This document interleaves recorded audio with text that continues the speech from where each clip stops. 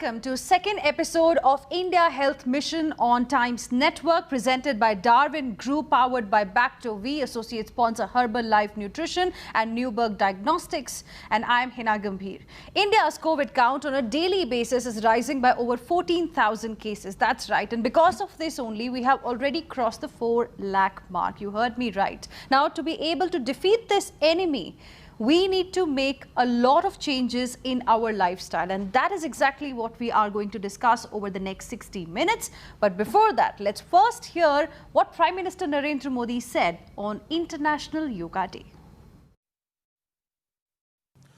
Corona pandemic के कारण आज दुनिया योग की जरूरत को पहले से भी अधिक गंभीरता से महसूस कर रही है। इम्यूनिटी को बढ़ाने के लिए योग की अनेक विधियां हैं, अनेक प्रकार के आसन हैं। वो आसन ऐसे हैं जो हमारे शरीर की स्ट्रेंथ को बढ़ाते हैं, हमारे मेटाबॉलिज्म उसको शक्तिशाली करते हैं। लेकिन कोविड-19 वायरस खास तौर पर हमारे श्वसन तंत्र यानी कि रेस्पिरेटरी सिस्टम पर अटैक करता है। हमारे रेस्पिरेटरी सिस्टम को स्ट्रांग करने में जिससे सबसे ज्यादा मदद मिलती है वो है प्राणायाम। So this is what Prime Minister Modi said, that how yoga can actually help us boost our immunity, which will eventually help all of us fight coronavirus. Joining us on the broadcast this evening is Mr. Venkatesh Vijay Raghavan, CEO, Caven Care. We have with us Dr. V.K. Monga, who is Chairman, IMA Hospital Board of India. Dr. Sanjeev Bagai, Chairman and MD, Nephron. We also have with us Dr. Rakesh K. Mishra, who is Director, Center for Cellular and Microbiology, CCMB, and also Dr. GSK Velu, MD and Chairman, Newberg Diagnostics. Welcome all of you gentlemen on this very special broadcast. But let me begin this discussion with Mr. Venkatesh Vijay Raghavan. Firstly, what do you make of what Prime Minister Modi said today, the importance of yoga to help all of us deal with this coronavirus pandemic? I think it's the right message that I would say that's been given to the nation. In times of this pandemic, while yes, there's been a lot of hardship in terms of facing the pandemic, one of the important things that we all realize that immunity is important to fight this battle. And in this game, I think, therefore, working ourselves, working our health is important, and yoga definitely is one of the primary things that I would treat as key for us to be building up of immunity.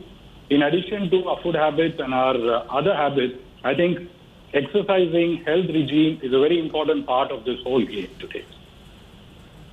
Okay, but apart from that, since there is no vaccine still with us, what kind of changes do you think, Mr. Venkatesh, that people of this country can bring into their daily life to be able to live with this coronavirus? Because of course now many have started saying that prevention is better than cure. Asymptomatic patients are still not being tested across the country. So what is it that all of us can really do on a daily basis? So yes, it's unfortunate that we are living in a day when we don't know what's going to be the vaccine coming out. But like you said, prevention is better than cure. And that means that at a personal level, at a group of people level, we need to start building our own immunity system. First of all, I would say that our food habits probably would need to change. Like many of the eminent panelists would say, like many of the eminent nutritionists would say, I think it's important that we stay focused on healthy, good food that helps us build our immunity. The second, I think in our rush, in our day-to-day lives, many of us would have probably not had a good, healthy regime of exercises, self-control. But I think that's something that probably is very important today for us to be able to build our strength.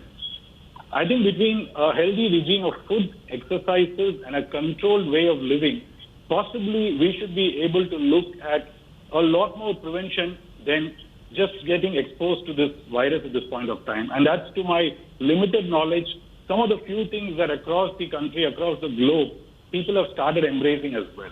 Okay. We'll of course be discussing all of these with the doctors who are joining us on the broadcast. But another quick question that I have for you, Mr. Venkatesh. Now, the role of sanitization is going to be very, very significant. We are all being told to wash our hands, whenever possible, wash it properly, at least for 20 seconds, use a hand sanitizer which has alcohol to ensure that you remain absolutely clean. Is that enough, or do you think there's more that needs to be done?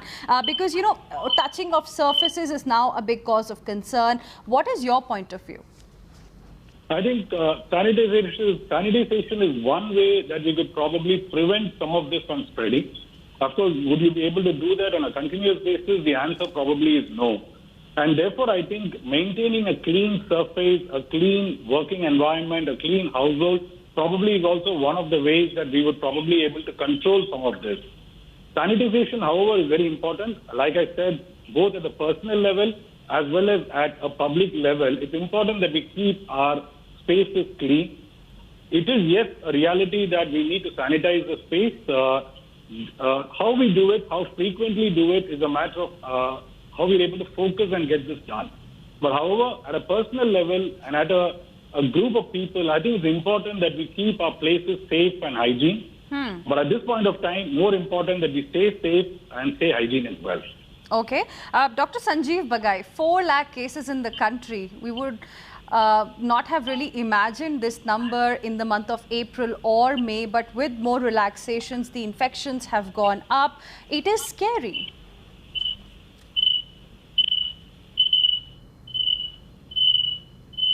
I think more we test, more positivity in terms of total numbers we will get. And I have said this very often that the total number of cases should not scare us. The more we test, of course, we will be able to identify the people who are more positive in the community, in the society, which actually gives us the only true clinical picture insight to the mode of transmission. So it's not an ominous sign. It's a good sign to document what is happening in the community surveillance with regards to the positivity. What is extremely important is to keep what we call as the case fatality low. The case fatality in the true matrix is a daily progression with the ratio to a case fatality rate. Now we know that in India and in Delhi, the case fatality has been much lower than most other Western countries. So what really we need to focus is, if I may add with your permission, is to avoid the dreaded big 5 C's. So avoid closed spaces, crowded areas, clusters, community living, and comorbids. The comorbids need to be protected. And the mantra is really what we call as an SMS. S is for social distancing, M for mask, and S for sanitizing. That means keep your hands clean. So if we continue with these precautions, I'm quite sure we will be able to keep the mortality at a much lower level, and we'll be able to come out in a much better manner, because our healthcare at the present moment, in Delhi at least, is just about getting stretched. Okay. Dr. Rakesh K. Mishra, now clearly testing is going to be very, very important, and we know that Hyderabad CCMB has recently developed a COVID test that can handle up to 50,000 times more samples. Could you tell us a little bit more about it, and why it is also now important to ensure that asymptomatic people are tested?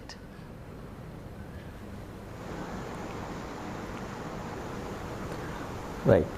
So, as you already mentioned, and other panelists mentioned, knowing the facts are very important. Numbers, we shouldn't be afraid. More we know, better we are to take decisions. So, testing is like seeing around. If you know the landscape better, you will be able to navigate better. So, there is a necessity to test as much as possible. Current tests, we have limitations. Country is testing maybe 1.5 lakh today.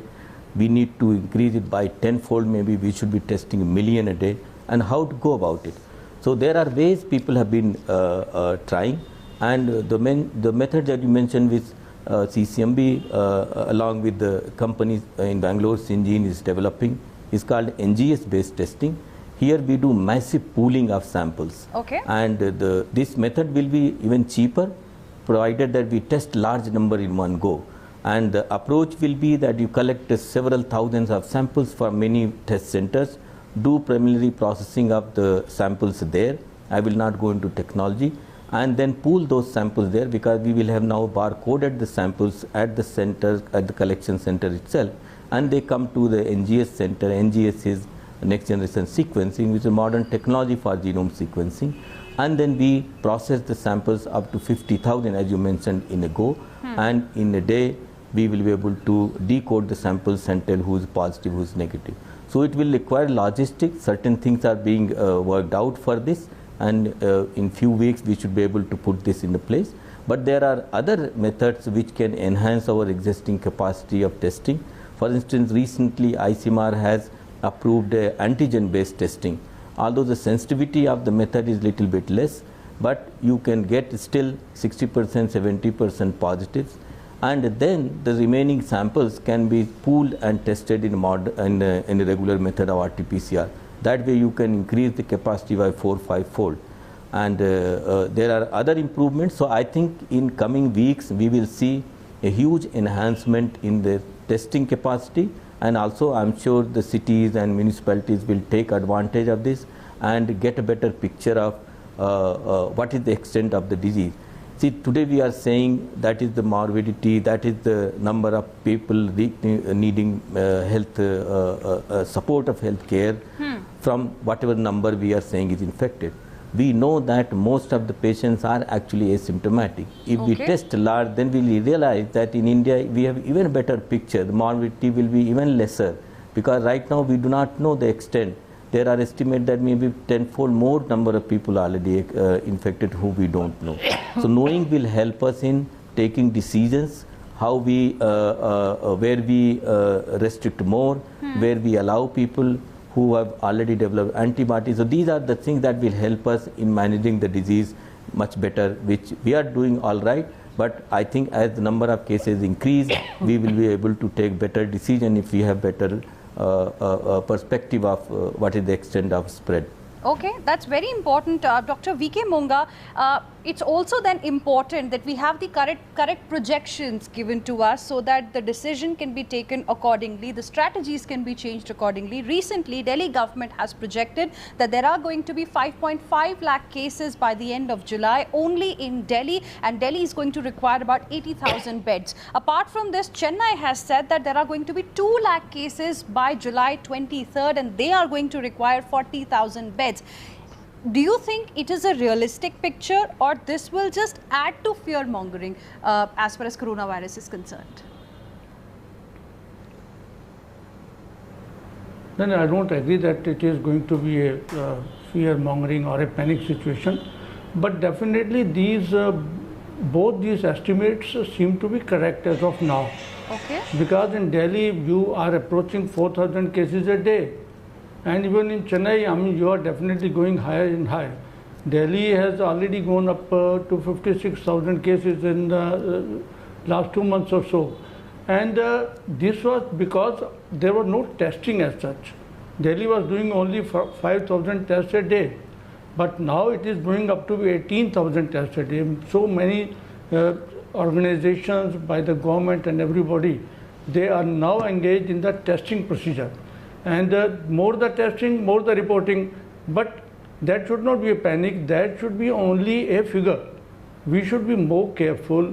Definitely that should give you alarm bells in your head that we have to work on this. Every case that is diagnosed in Delhi or anywhere in the country, precautions should be taken, how to quarantine a person, how to take him to a hospital, how to see to it that he does not spread the things further. Contact tracing, we have been always talking about it, but I'm sorry to say in most parts of the country there was not much of a contact tracing also, except for Kerala and Karnataka somewhere. But otherwise I think you diagnose a patient and then trace the contacts and then see how he got the disease and whom he has met in the last few days, and he may not have spread the disease. That is the fun of more testing, and more the testing, I think we should be able to control the disease in a better way. Let the numbers say anything, but we should be prepared for all these eventualities. The figure of 5.5 lakhs in Delhi looks okay, unless we take all precautions and we are able to defeat the things in Delhi. Okay. Dr. GSK Velu, do we have enough health infrastructure as on this date in place to deal with this kind of a projection that we are talking about? 5.5 lakh cases, which Dr. Monga feels is looking realistic in Delhi, in Chennai, 2 lakh cases. Do we have enough infra to deal with this? I think, thanks for having me on the show. So it is, we all know that the government is doing something over the past 3 months. I think earlier healthcare was lacking to some extent. We didn't really have the kind of healthcare infrastructure what was required to handle a pandemic of this magnitude. But we have to give the credit to the government over the past 3 months. They have done a lot. For example, when the country had 40,000 ventilators, maybe less than that, in the entire country, and the government has now made arrangement to buy 60,000 ventilators in the next couple of months. So when it comes to ventilators, when it comes to beds, I think you would have seen it in Bombay, Delhi, even in Chennai, COVID-specific hospitals have been created. Now, thousands of beds are being created. But it's important that we continue to do more, because this is not going to remain. Today, we are seeing the biggest problem in Bombay, Delhi and Chennai. But I'm sure it's going to go to other cities too. So that is the reason we need to get prepared more in terms of healthcare infrastructure, and both state and central governments are doing their very best. So the healthcare infrastructure has to be improved. As every other fellow panelist said, the testing has to be improved so that not hospitalization should not be the only way a COVID-19 patient should be treated. I think the home quarantine, isolation, we have to combine all of that. I think if US can have 2 million plus patients, I'm sure India would have 20 lakhs patients. US had 20-30 lakhs patients. I'm sure India is going to have more than that. So it's not that everybody needs hospitalization. The hospitalization should be done very carefully, and only people who are critically ill should be hospitalized. Otherwise, we should start using the basics, like the doctors were saying about SMS, home quarantine, and creating hotel care. I think some hospitals have now looked at even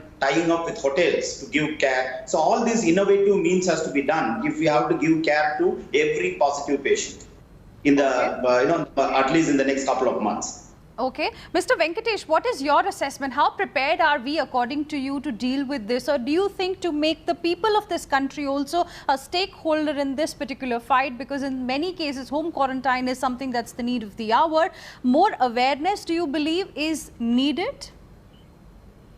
Yeah, I think we are at a stage where I keep saying, while public administration does what it needs to do, and I'm definitely sure that a lot of work happening, like a panelist is saying, it's important that we co-opt the public. A large part of the way forward is when we as public are able to exercise self-control.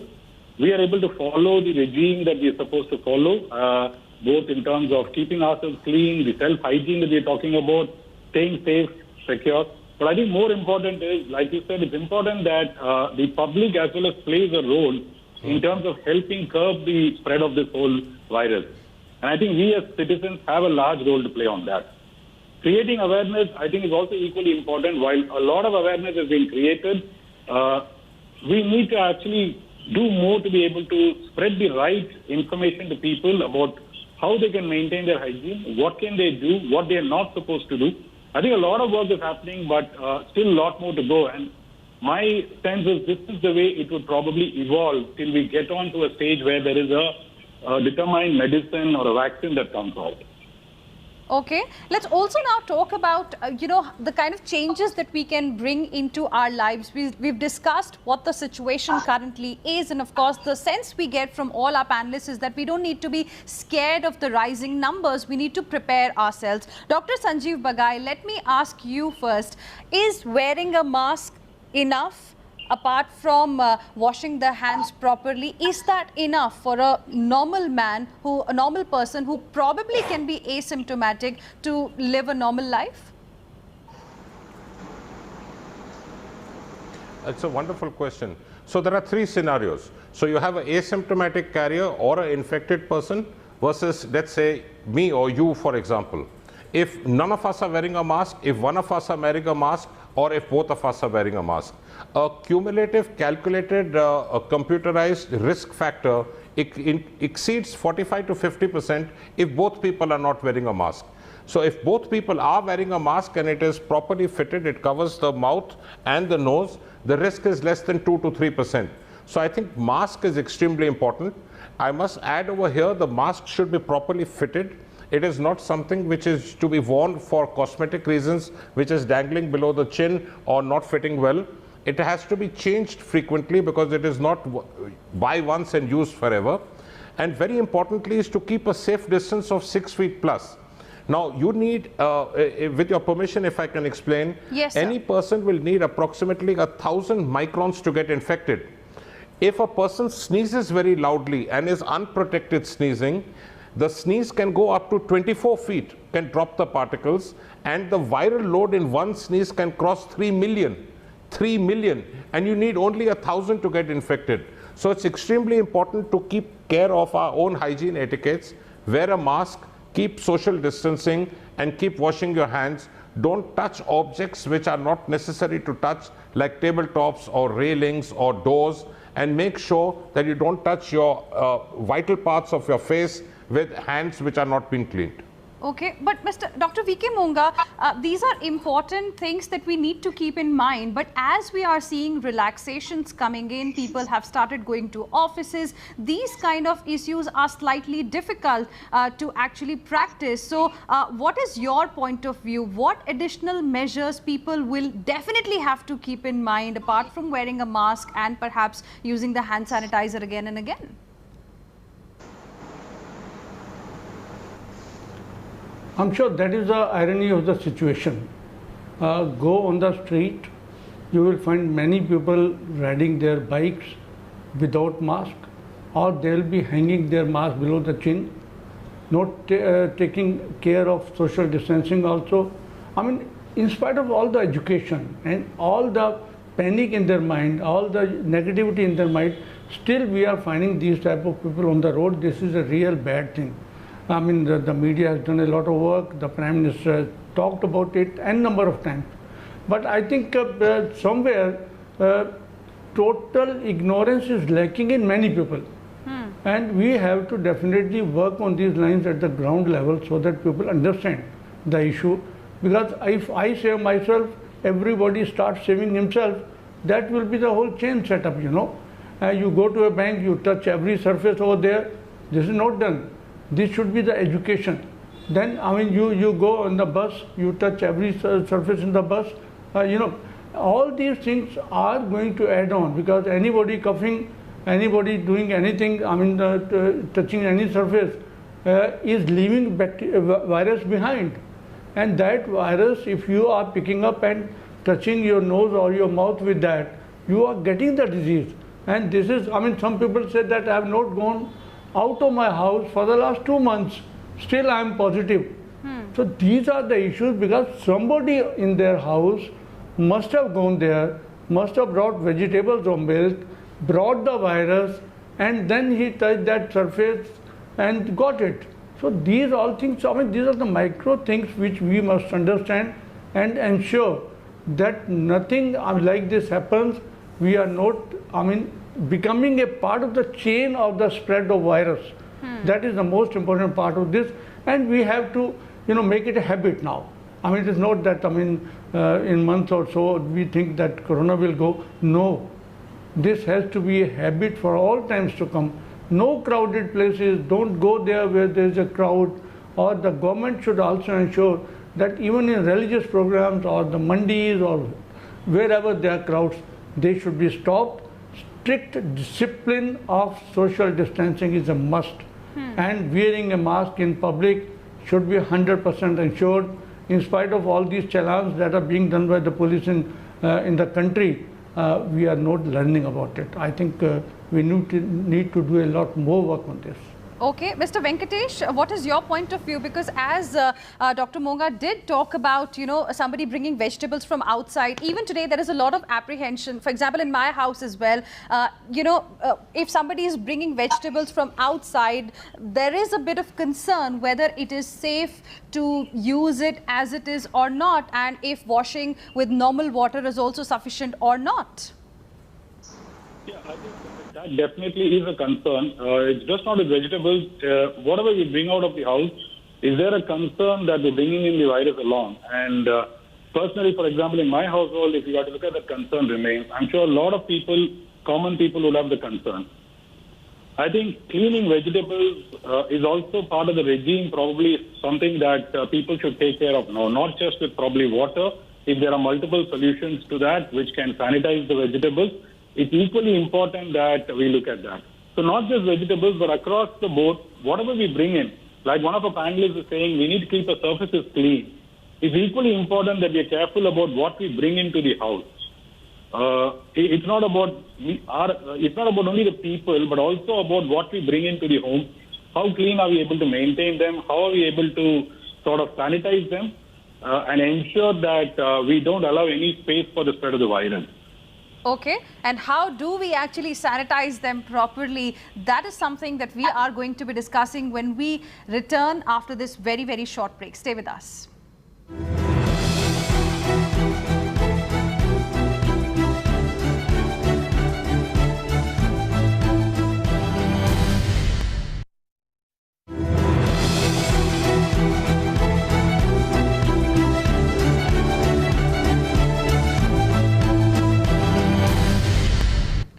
Welcome back. Here with us on India Health Mission on Times Network, presented by Darwin Group, powered by Bacto-V, associate sponsor Herbalife Nutrition and Newberg Diagnostics. Now, we are talking about how to live with coronavirus, because number of cases are rising on a daily basis. So it is now upon us to make changes into our daily life to prevent this coronavirus from reaching us. And our guests continue to be with us. Dr. Rakesh Mishra, I want to ask you, we were talking about how we need to now start bringing changes, and most of our guests agree that, the numbers will rise. We don't have to be scared with the rising numbers. Recently, the news came that a new drug is going to be available, a COVID drug, at 103 rupees per tablet, perhaps by the end of this month. Can you tell us a little bit more about it? I mean, at what stage are we really in terms of bringing a vaccine?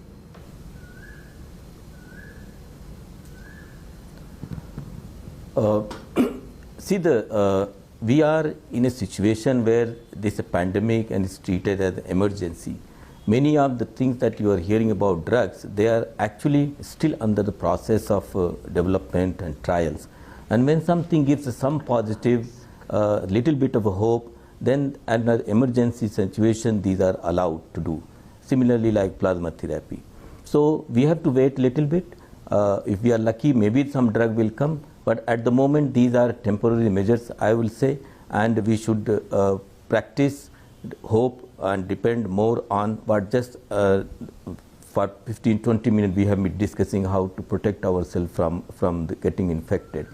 Coming to the vaccine, this is something which is a very tough thing to predict, that whether we will have vaccine and when we will have the vaccine.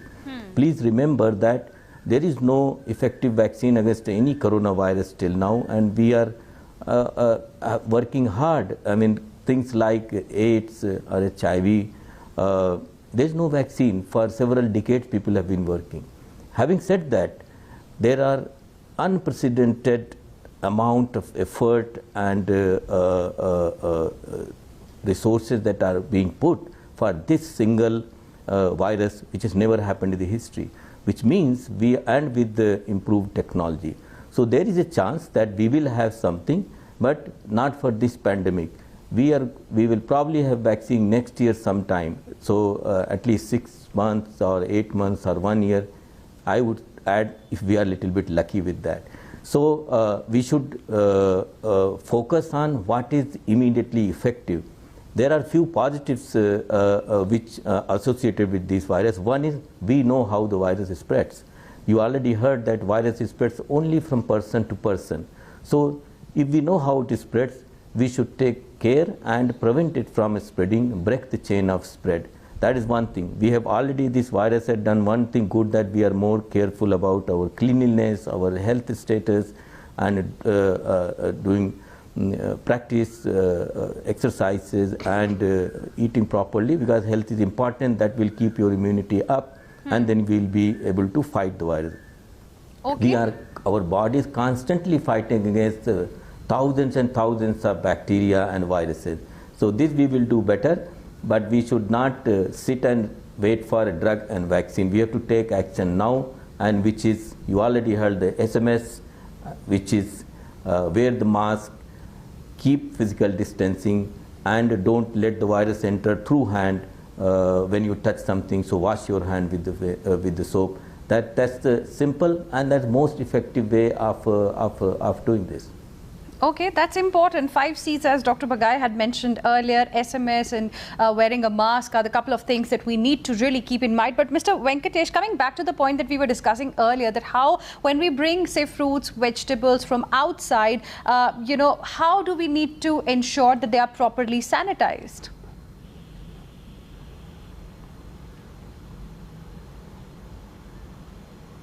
Mr. Venkatesh? Okay, yes, we can hear you now. Yes, go ahead, sir.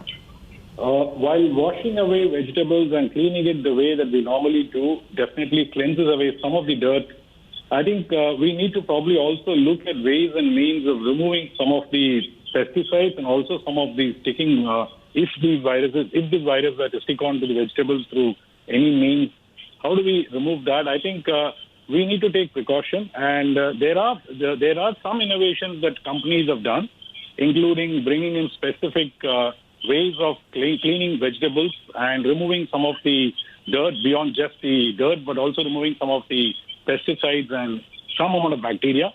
I think that's something that probably as a practice, if we were to practice, saying that vegetables, fruits, whatever we bring from outside, if we can clean them better and also sanitize them, I think that would help us. Dr. GSK Velu, now, the role of diagnostics is also very, very important, because these are the kind of preventive measures that need to be taken. But at the same time, it's important to identify the people who have coronavirus or not. What is your point of view?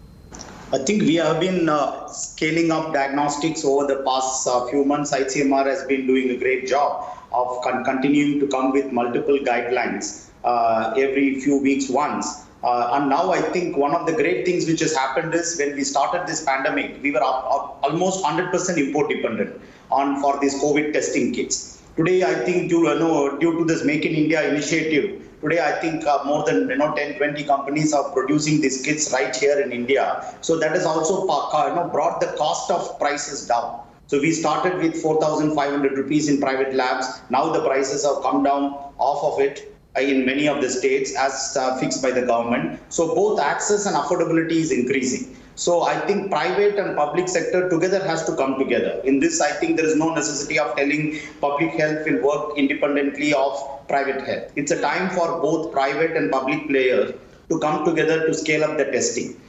I think as people are saying, it's now already we are reaching 2 lakhs tests per day, but probably we should be doing million tests, as Dr. Mishra was saying. So for that, we need to do multiple platforms. The RT-PCR still remains as a confirmatory test, and the next-gen sequencing will form a major part of how we want to do testing in the future.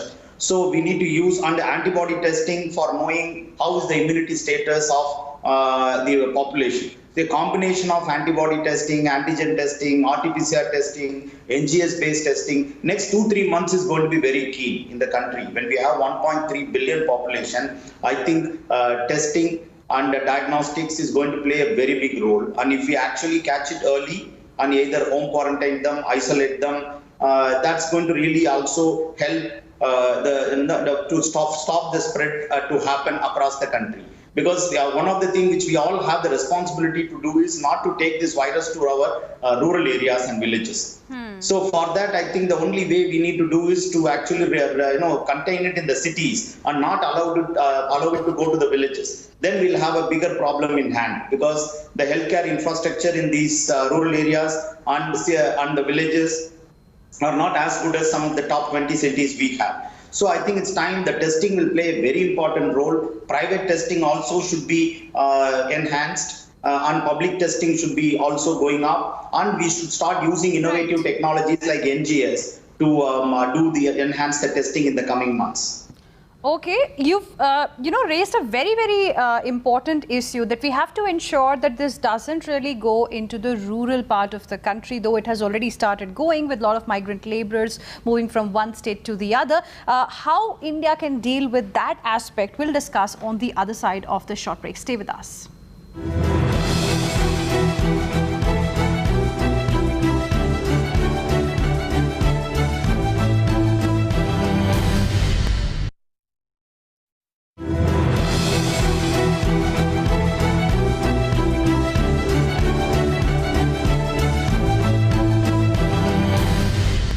Welcome back. You're here with us on India Health Mission on Times Network. We are discussing how we can help deal with this coronavirus pandemic and what are the kind of changes we need to bring in our life. And before we slip into a break, the focus, of course, was that we need to ensure that rural part of the country is protected. Dr. Sanjeev Bagai, I want to ask you specifically on this aspect. You know, when the coronavirus pandemic actually started hitting parts of Mumbai, it started impacting the slum areas there was a lot of concern, but Dharavi has managed to flatten the curve after becoming a hotspot. But on the contrary, big cities like Delhi, Mumbai, Chennai, Ahmedabad are the ones where we are seeing a spike in number of cases. So what should be the focus area, and why do you think this is happening? Is it because in rural areas the immunity is better of the people?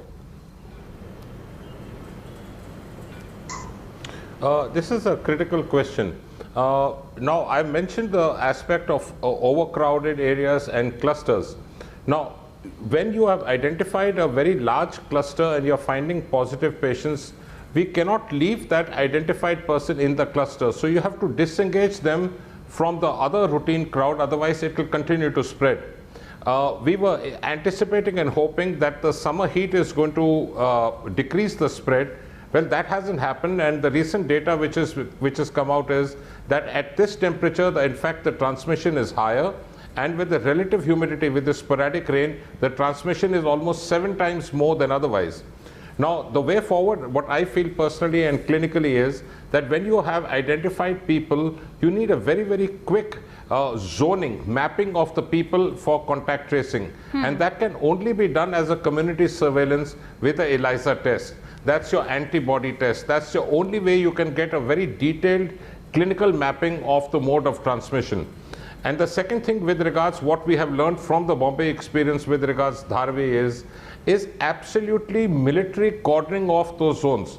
Now, we don't have to put a stigma. I think the stigma part and the panic part in a common person, especially with the label on the gate or the door of the house, is causing a huge amount of panic in a common person. And I fear that a person may not come forward for testing, may hide the symptoms. And in the end, I must add that early diagnosis, early intervention, isolation, and indeed early treatment is critically important. Because what kills a patient in corona when it goes from moderate to severe is hypoxia and dehydration. So the real message as a public campaign is that there is no stigma, there is no need for any anxiety or panic. A large number of patients are transient and self-limiting. Reach to the medical facility as quickly as possible if you have symptoms. Okay, Dr. GSK Velu, will you like to add in terms of dealing with the health infrastructure in the rural areas?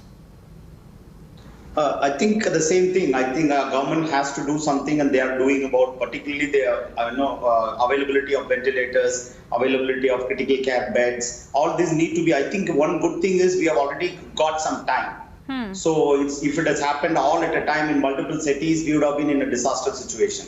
Now that I think we are also going stage by stage, and by actually doing this multiple lockdown, the government has effectively actually extended the whole pandemic. We all think we should be done with it in few months. By actually having it extended for a few more months, we have had that time, the luxury of time to build infrastructure in, particularly in the smaller towns. If not in villages, at least in smaller towns, we are building infrastructure. There's almost 60,000 ICU beds are being created across the country. And there are multiple COVID hospitals being created, not only in big cities, but also in smaller towns. So all this, I think both state governments and central governments have done reasonably a good job in creating all this and preparing for the future. Okay, and we'll slip into another very, very short break. But when we return, we'll give each of our guests the final word as to what is their piece of advice to the viewers watching this show today. We'll be back after a short break.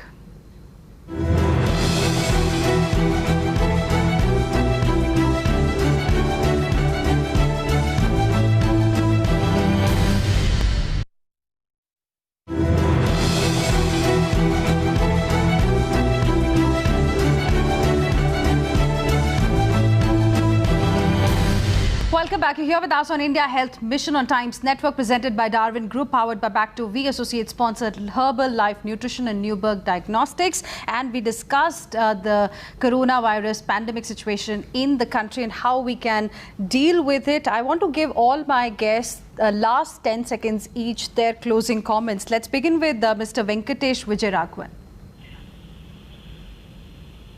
Thank you. And I think my message would be stay safe, stay secure. But I think as we keep answering this panel, staying healthy is also equally becoming important. And this pandemic, in a positive way, possibly is helping us revisit some of our roots. Right. I would therefore tell my friends, the public, let's stay healthy. Let's go back to our roots again. Okay. Dr. GSK Velu. So I have 4 advices. The number 10 one seconds is you increase have. immunity. Yeah, increase immunity by eating healthy and doing yoga. Then test early and test more. And the last one is use technology, something like this Arogya Setu for contact tracing and isolation better. And last but not the least is take care of our villages, improve the infrastructure in villages. If eventuality happens, we should be prepared. Dr. V.K. Monga. It is for the government. They should increase budget allocation for health care. That is most important. They should go for PPP mode in case they are not able to afford it. Okay. And then people should not take it as a taboo. Okay. It is not a taboo. They should take it as a general disease, take care of it, go for diagnosis and go for treatment. Okay. That should be the message. Dr. Rakesh K. Mishra.